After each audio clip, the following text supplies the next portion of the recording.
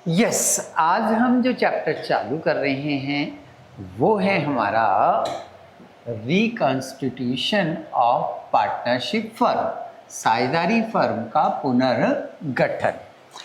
अब इसमें हम पहले ये समझेंगे कि रिकॉन्स्टिट्यूशन मतलब क्या होता है, पुनर्गठन किसे कहते हैं।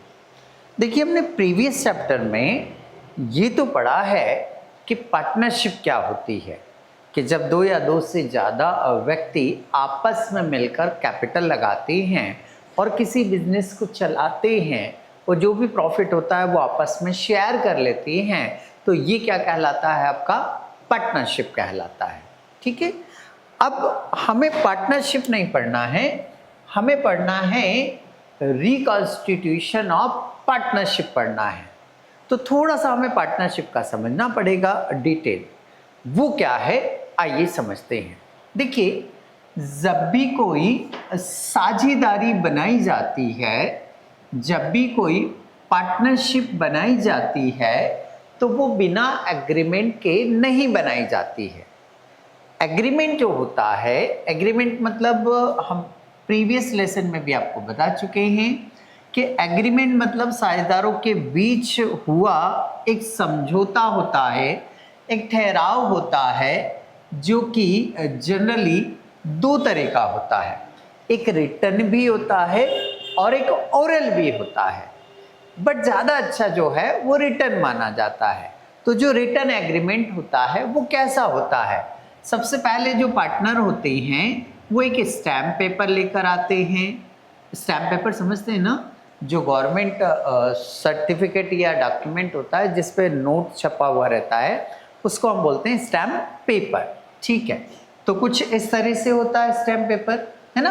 तो ये जो स्टैम्प पेपर है, इस स्टैम्प पेपर पर पार्टनर आपस में मिलकर कुछ रूल्स रेगुलेशंस जो है वो डिसाइड करते हैं। जब सारे रूल्स रेगुलेशंस इस पर लिख लिए जाते हैं तो फिर सारे पार्टनर मिलकर इसमें जो है वो साइन कर देते हैं। तो ये कहलाता है आपका स्टैम्प पेपर, है ना। अब स्टैम्प पेपर जो होता है वो एक लीगल डॉक्यूमेंट होता है। कैसा डॉक्यूमेंट होता है, लीगल डॉक्यूमेंट होता है। इस लीगल डॉक्यूमेंट की ये खासियत है कि इसमें यदि कोई पॉइंट लिख दिया गया तो वो सबको मान्य होता है। ठीक है, अच्छा, उनकी सिग्नेचर भी है तो मान्य तो होगा ही होगा। अब ये हम प्रीवियस लेसन में पढ़ चुके हैं। अब हमें क्या पढ़ना है वो ध्यान से सुनिएगा। मान लीजिए इस पार्टनरशिप एग्रीमेंट में दो पार्टनर थे। जी सर, अब दो ही पार्टनर थे। इन दोनों ने जब पार्टनरशिप स्टार्ट की थी तो रेशियो रखा था है इन्होंने 3:1 का। कुछ सालों तक ये चलता रहा। अब ये दोनों आपस में मिलकर डिसाइड कर रहे हैं कि हम जो रेशियो है, जो लाभ हानि का अनुपात है, वो लाभ हानि का अनुपात अब हम क्या करेंगे, चेंज करेंगे। तो आप मेरे को ये बताओ, क्या मैं इस स्टैम्प पेपर में जहाँ 3:1 लिखा हुआ है, इस 3 को मैं काट कर 1 कर सकता हूँ। इन्होंने डिसाइड तो कर लिया कि अब हम 1:1 का रेशो रखेंगे, दोनों एग्री भी है। तो क्या मैं इसी स्टैम्प पेपर में इस तरह से ओवर राइटिंग करके 1:1 कर दूं रेशो, क्या ये मान्य होगा? तो आप खुद बोल रहे हैं कि सर ये मान्य नहीं होगा, इसको हम अप्रूव नहीं करेगी कोर्ट। तो फिर क्या करना पड़ेगा, मुझे इस स्टैम्प पेपर की जगह एक नया स्टैम्प पेपर लाना पड़ेगा। ठीक है, ये नया स्टैम्प पेपर मान लो मैं ले आया, तो अब मैं क्या करूँगा, मैं बाकी सारे रूल तो ऐसे के ऐसे लिखूँगा। बस मुझे क्या करना है, ये जो रेशियो है जो 3:1 का है, इस रेशियो को 3:1 से क्या कर देना है, मुझे 1:1 के रेशियो में बदल देना है। तो मैंने यहाँ 3:1 लिख रखा था, मुझे इस 3:1 को क्या चेंज कर देना है, 1:1 का। तो बताओ, मैंने क्या इस पुराने स्टैम्प पेपर में ही चेंजेस किया? नहीं किया। मैंने एक नया स्टैम्प पेपर खरीदा और उस स्टैम्प पेपर में मैंने चेंजेस को नोट किया। तो ये पहले हम पार्टनरशिप बना चुके थे अब यही पार्टनरशिप एग्रीमेंट हम फिर से बना रहे हैं। तो पहली बार बना रहे हो या दूसरी बार बना रहे हो?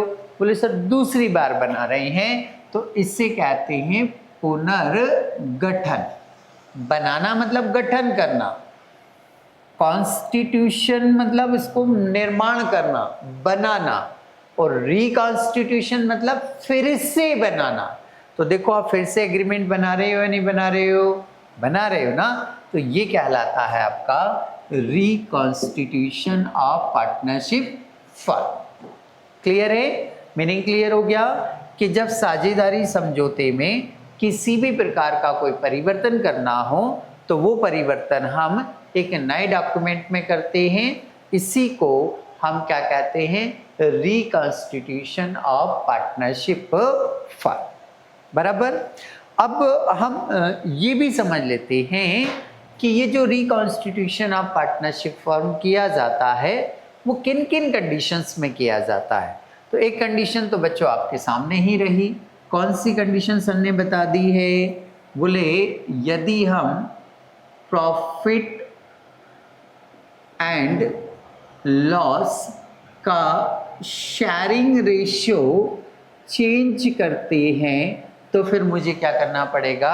रिकॉन्स्टिट्यूशन करना पड़ेगा। दूसरी कंडीशन आप ये बोल सकते हैं कि किसी नए पार्टनर को admission of a new partner, किसी नए पार्टनर को जब आप पार्टनरशिप में एंटर्ड करते हैं, प्रवेश देते हैं, तो भी आपको नया एग्रीमेंट क्या करना पड़ेगा? बनाना पड़ेगा। बोले सर कैसे? आप चलो बताता हूं मैं। मान लीजिए पुराना जो हमारा एग्रीमेंट था उसमें 2 ही पार्टनर थे, तो ये जो एग्रीमेंट होगा वो कितनों के बीच में होगा? बोले सर 2 के बीच में होगा। अब मान लीजिए एक नया पार्टनर आ रहा है, तो नया पार्टनर जब आ रहा है तो अब ये कितने पार्टनर हो गए? 3 पार्टनर हो गए। अब एग्रीमेंट कितने के बीच में होगा? तीनों के बीच में होगा। तो बहुत सारे चेंजेस आएंगे। तो आपको बताओ नया स्टैम्प पेपर लाकर उस पर एग्रीमेंट बनाना पड़ेगा या नहीं बनाना पड़ेगा? बोले सर निश्चित रूप से बनाना पड़ेगा। तो ये हमारी सेकंड कंडीशन हो गई, admission of a new partner. Okay. Third point ये एडमिशन का लिया था, अब रिटायरमेंट का ले लो आप। तो यहाँ थर्ड पॉइंट हो जाएगा रिटायरमेंट ऑफ अ पार्टनर। ठीक है। किसी एक साझेदार की निवृत्ति, मान लीजिए यहाँ पर ऐसा, आप ऐसा मान लीजिए कि कितने पार्टनर थे पहले? 3।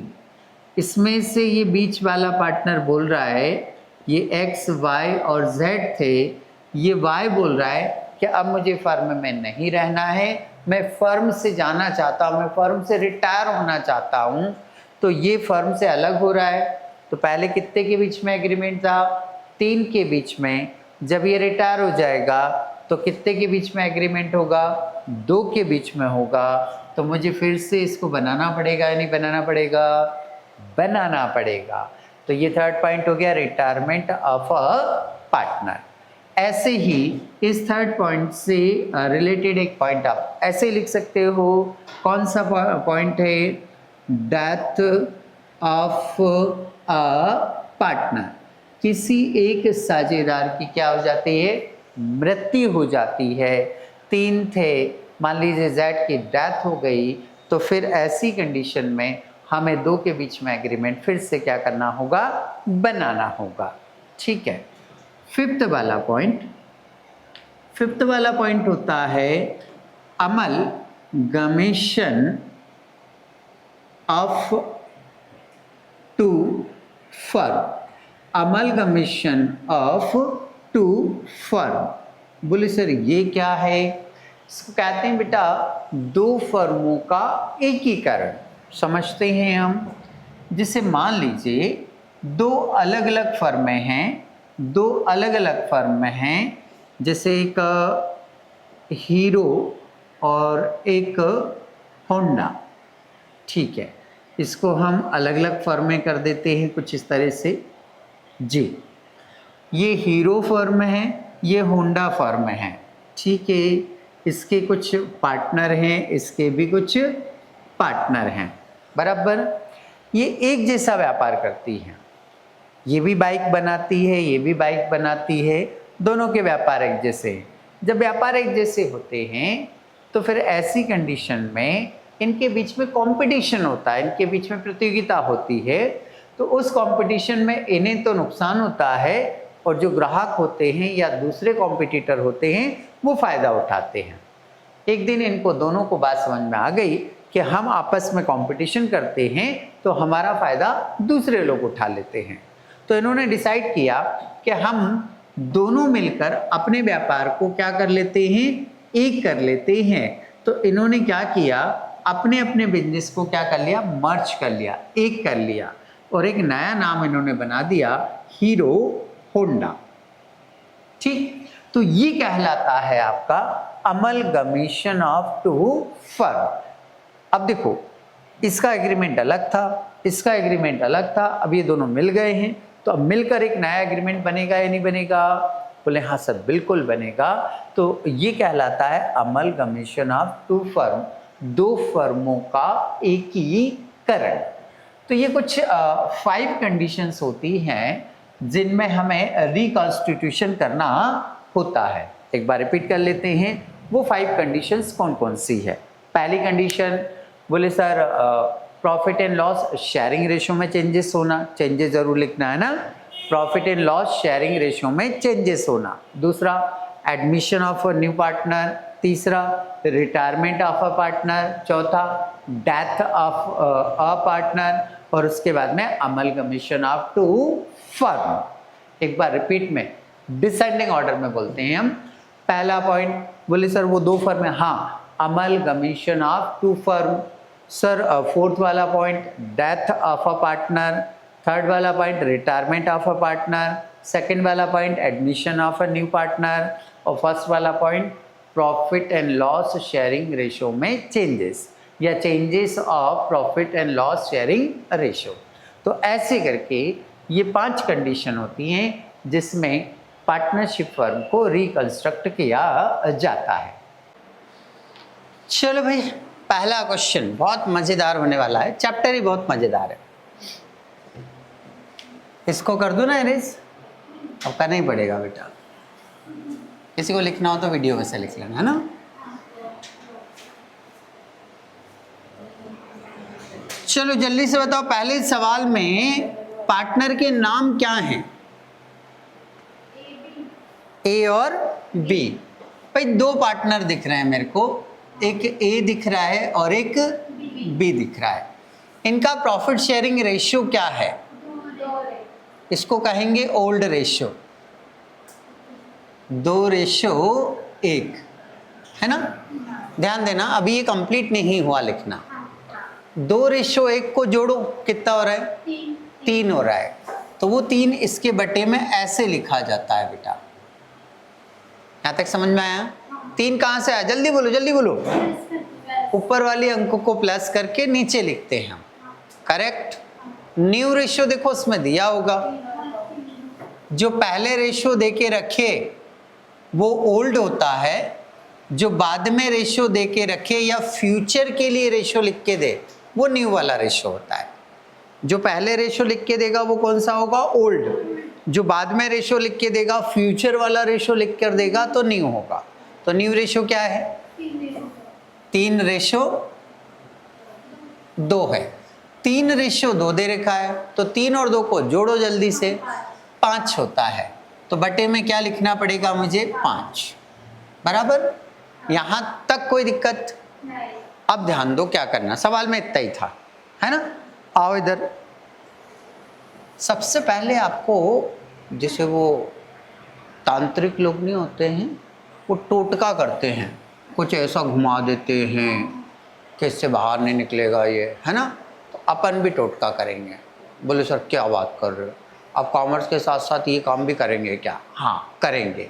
क्या करना आपको, ध्यान से सुनना, और क्यों कर रहे हैं हम वो भी ध्यान से सुनना, है ना। आपको एक के ऊपर एक टोटका करना है, ऐसा। बोले सर बी पे नहीं करना है क्या? हाँ उसको बुरा लग जाएगा ना, उस पर भी करना है। लो भाई कर देते हैं हम। ये कर दिया हमने टोटका, मतलब एक सर्कल लगाना है। क्या लगाना है? अब सर्कल क्यों लगाया सर समझाएंगे, है ना।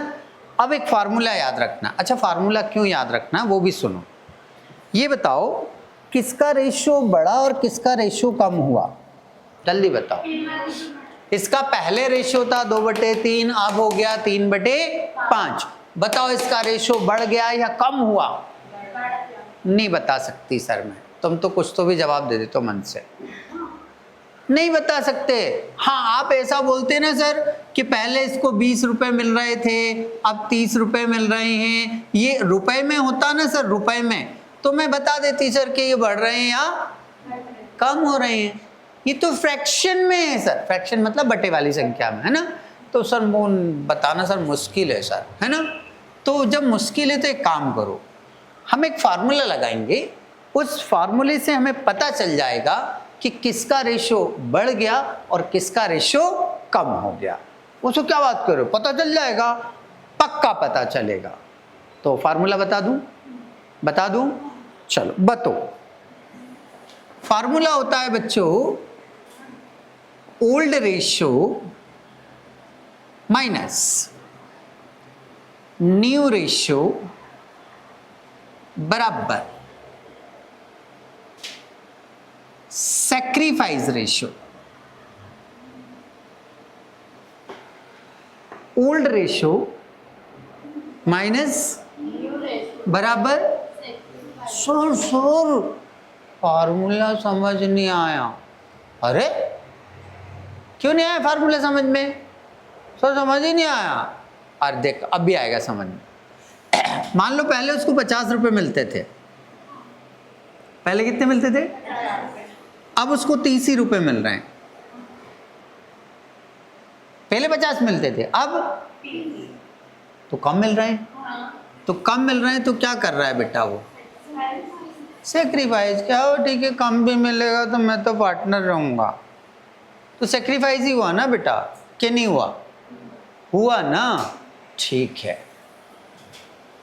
तो क्या फार्मूला बना? Old ratio minus new ratio बराबर सेक्रीफाइस। सर यदि उल्टा हो जाए तो,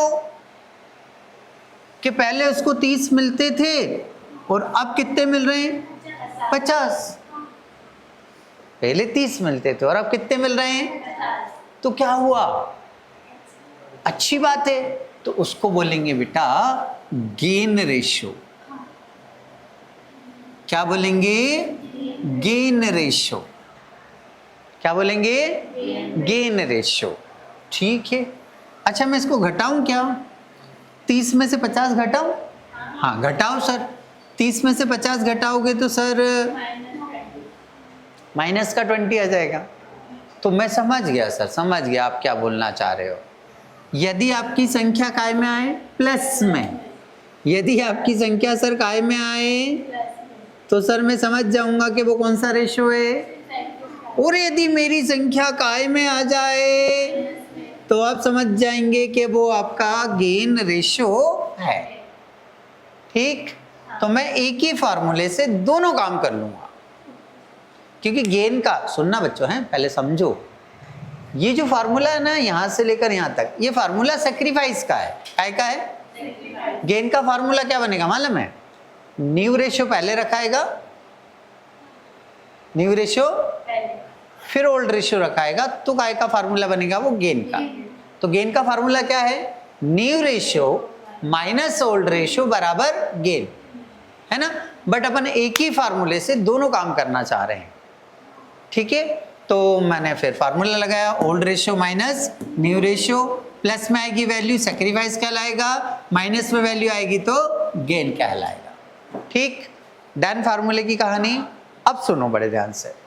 ये फार्मूला बेटा इस तरह से लिखा हुआ है आड़े क्रम में, या ये फार्मूला ऐसा लिखा है खड़े क्रम में? आड़े क्रम में। ये आड़े क्रम को इंग्लिश में क्या बोलते हैं? ऐसा। यदि ये ऐसा है तो इसको क्या बोलते हैं? हॉरिजॉन्टल।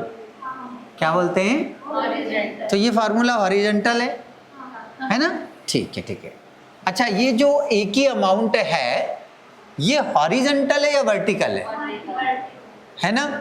तो यदि सुनना है, मैंने सर्कल क्यों लगाया था, मैंने टोटका क्यों करा था, वो मैं कारण बताता हूं आपको।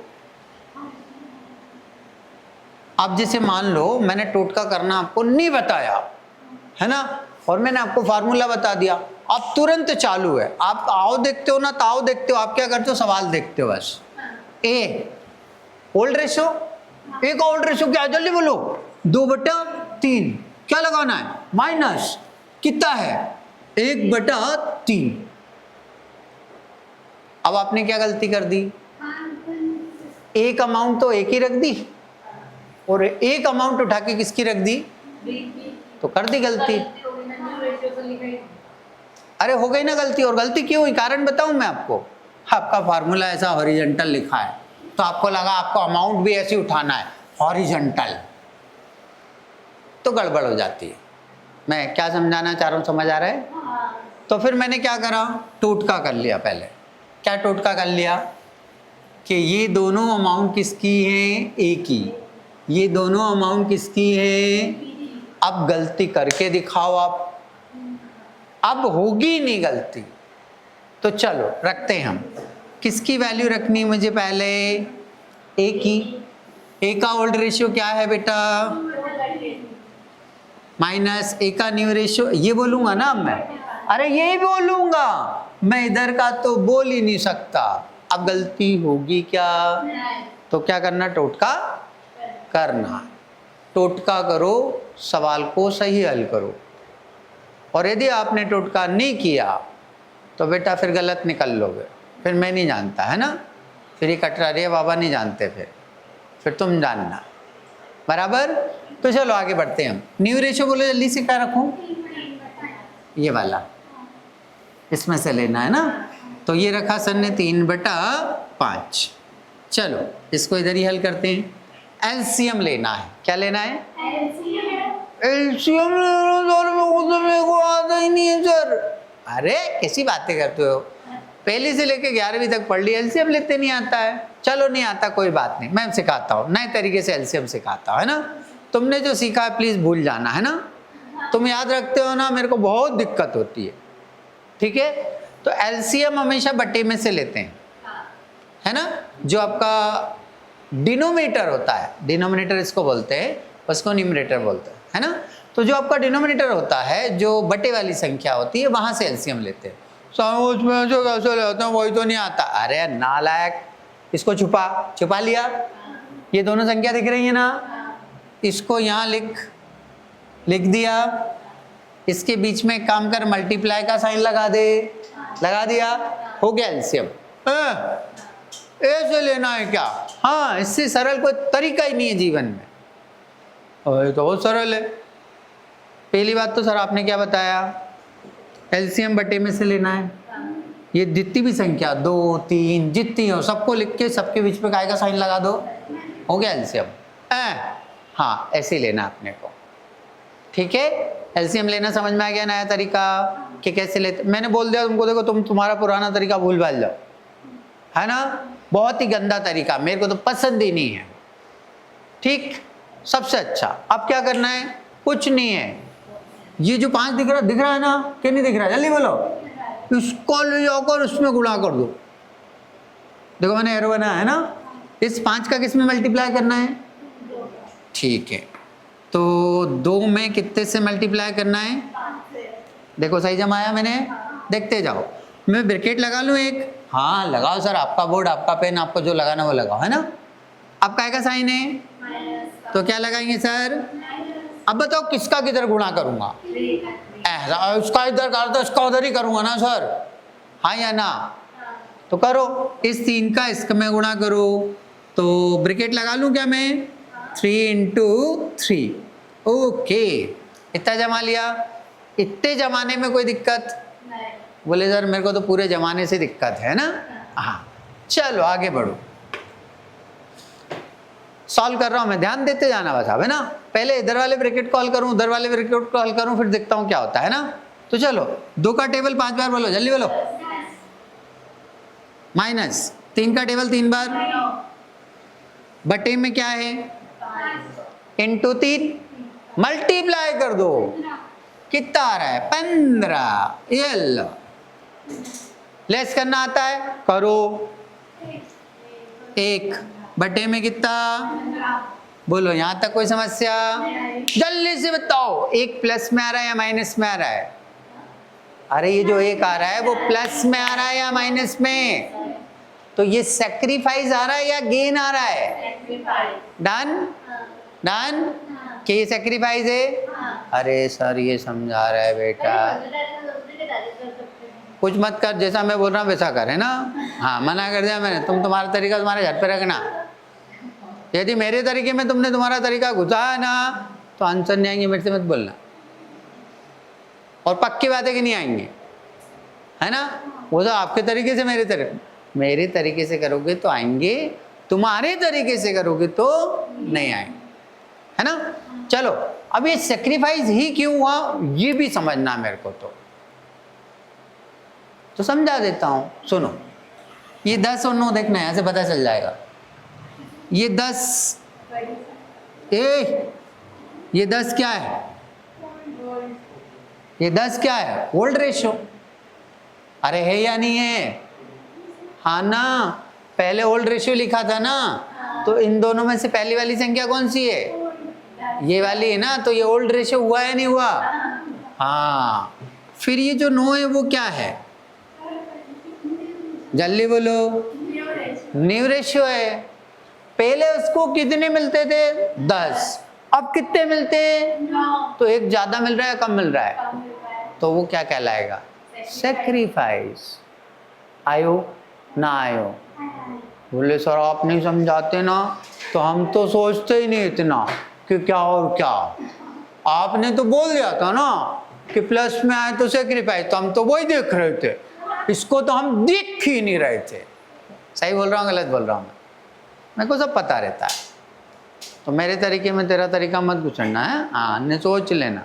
चलो भाई ये क्लियर है। हाँ। अब किसकी बात करनी है बेटा? बी वाला आंसर 1 सेकंड में आना चाहिए। बोलो हो गया? 1 सेकंड नहीं आया सर, हो रहा है? देखो मैं लिखता हूँ, लाइन लाइन सीधा सीधा सीधा सीधा यहाँ आ रहा है ना। ये लो बेटा, बी वाला आंसर आ गया। बी वाला आंसर आ गया और इतना ही चाहेगा पक्का, 1 रुपया इधर से उधर नहीं होगा। बोले सर आपको रटा होगा इसलिए आप बोल रहे हो। नहीं रटा नहीं है मेरे को। फिर सर कैसे लिखते हैं सर हमें भी बताओ, कहीं ऑब्जेक्टिव में आ गया तो हम भी हल वल नहीं करेंगे, फटाक से आंसर लिख देंगे। बताऊं क्या? तो चलो बताओ, बड़े ध्यान से सुनना है ना। 2 व्यक्ति ताश खेलने बैठे बेटा। क्या खेलने बैठे? ताश। वो सर पढ़ाते पढ़ाते क्या सिखा रहे हो? 2 व्यक्ति ताश खेलने बैठे, एक व्यक्ति 15 रुपए हार गया। एक व्यक्ति 15 रुपए, तो बताओ दूसरा व्यक्ति कितने रुपए जीता? 30। ए बापड़ी, किसी को बोल मत देना, जितने ये हारेगा उतने ही तो अगला जीतेगा।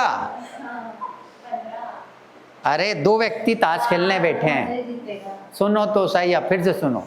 ये 2 व्यक्ति ताश खेलने बैठे हैं, ये वाला व्यक्ति भी नहीं 15 रुपए हार गया, तो इसके ही 15 रुपए तो इसको मिलेंगे ना। वो बापड़ी देखो 20 बोल रही है। जब मैं चिक के चिल्ला रहा हूं कि 2 व्यक्ति, तो तीसरा कहां से आ गया? वाह वेरी गुड, शाबाश। तो चलो बात समझ में आ गई हमें। तो ये कितने, ये सैक्रिफाइस कितना आया? 1/15, तो गेन भी उतने आएगा 1/15। बस एक प्लस में आएगा, एक माइनस में आएगा। बात समझ में आई कि नहीं आई? लोगों को लगता है बहुत इंटेलिजेंट है, यहाँ तो राज खुलने के बाद का इंटेलिजेंट नहीं है ना। तो चलिए इसको भी सॉल्व करना है अपने को। हाँ बी की बात कर रहे हैं अपन। बी का जल्दी से मेरे को बताओ, ओल्ड रेशियो, न्यू रेशियो, बराबर समझ में आ रहा है कहां से क्या रख रहे हैं हम? चलो इसका क्या लेना है बेटा? एलसीएम। कहां से लेते हैं हम? बटे में से, नीचे से 3 × 5। इसका हमेशा पहले इधर मल्टीप्लाई करना है, तो चलो एक गुणित कितना हो जाएगा 1 इंटू 5 माइनस 3 इंटू 2 या 2 इंटू 3 जो भी लिखना हो। बोलो यहाँ तक कोई दिक्कत? करूँ इसको आगे सॉल्व? करो करो सर। 1 का 5 में क्या आएगा? 5 ही आएगा। माइनस 2 का 3 में कितना आएगा? 6 आएगा। इसको मल्टीप्लाई करेंगे तो कितना आ जाएगा? 15। ये 5 क्या है सर? ये ओल्ड रेशियो है।